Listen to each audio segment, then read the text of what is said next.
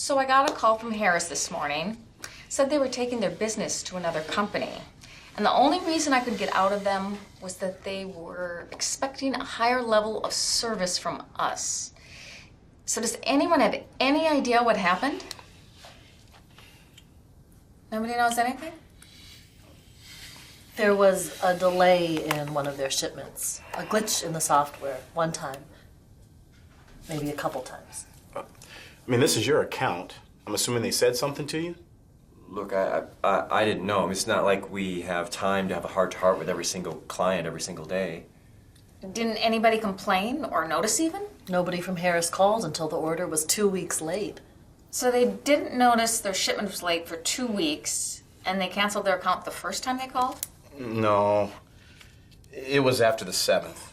They canceled after the 7th call. They called, but they didn't have their order number, they didn't have a SKU. They said they'd call back, but they were returning calls at like 10 at night. See, I didn't know anything about that. We always put that stuff in the logs. I don't have time to check the logs. So do you need someone to help with your caseload? No.